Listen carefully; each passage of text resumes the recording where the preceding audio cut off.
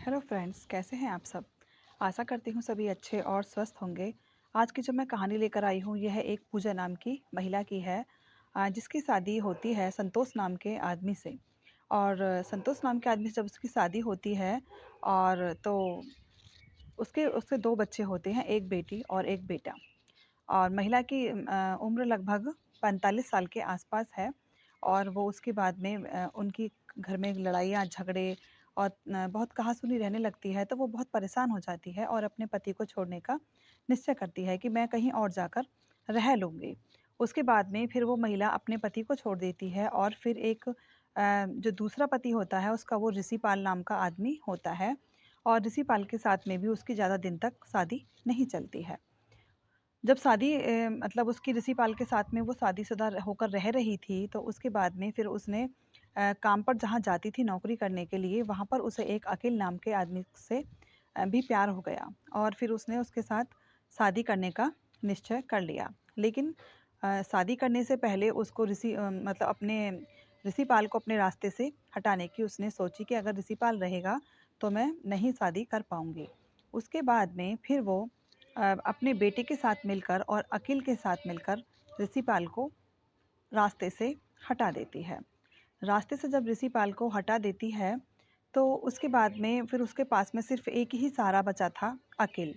और जब वो ऋषिपाल को अपने रास्ते से हटाती है, तो पुलिस आती है, वो जेल जाते हैं, माँ और बेटे दोनों जेल चले जाते हैं। और लेकिन अभी क्या कहते हैं, अकील का नाम कहीं पर भी नहीं आता।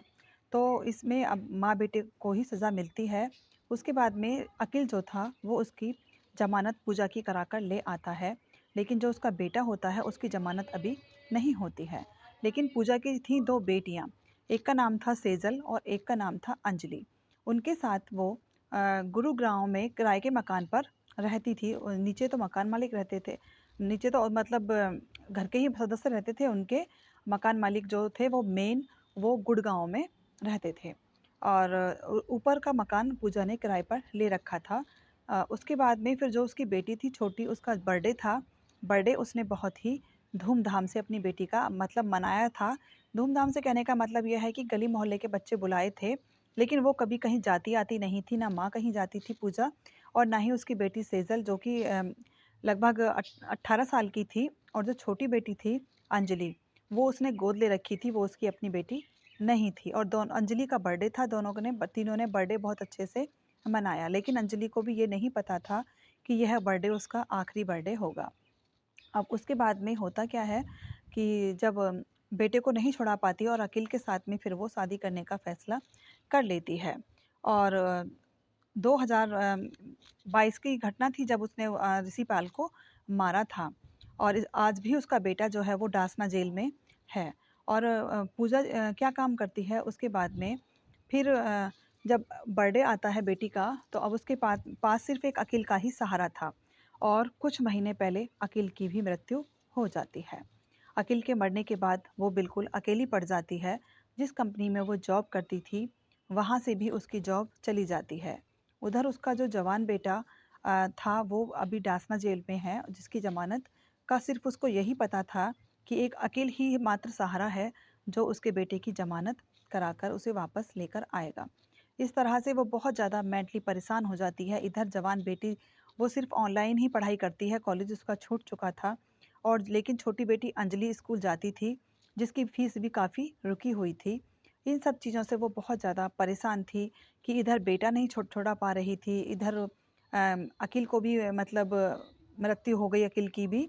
और वो बहुत ज़्यादा परेशान रहने लगी और इसी परेशानी के चलते पूजा ने अपनी दोनों बेटियों को अ, ज़हर देकर मार दिया।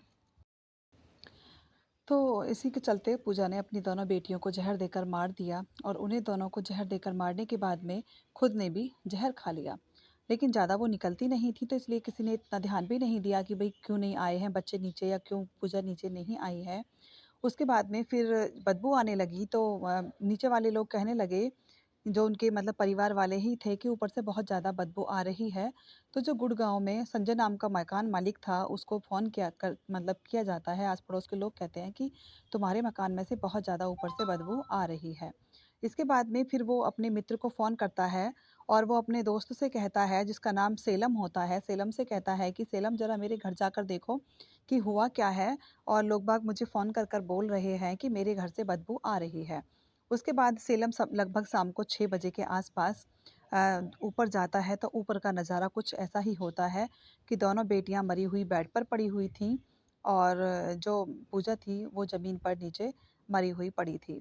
इसके बाद में फिर उन तीनों को पोस्टमार्टम के लिए पुलिस को बुलाकर भेज दिया जाता है। तो जब पूछताछ की जाती है और उसके पूरी चीज़ों को खंगाला जाता है, सब चीज़ों की पूछताछ की जाती है, तब ये पता चलता है उसमें कि जो अकील था, जिससे उसकी दोस्ती थी और जिसके साथ में लिविंग में वो लेडी रहती थी उसकी भी मृत्यु हो गई थी। इधर जहाँ वो जॉब करती थी, उसकी जॉब भी छूट चुकी थी और उसके पास एक वो गोद ली हुई बेटी थी और एक अपनी बेटी।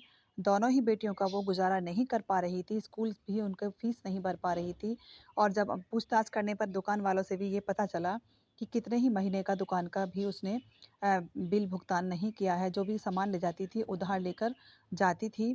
फिर मकान मालिक से जब पुलिस ने बात की, तो मकान मालिक से भी ये पता चला कि अगस्त महीने से उसने कोई भी रेंट नहीं दिया था। तो वो आर्थिक तंगी के चलते ऐसा कदम उठा जाती है।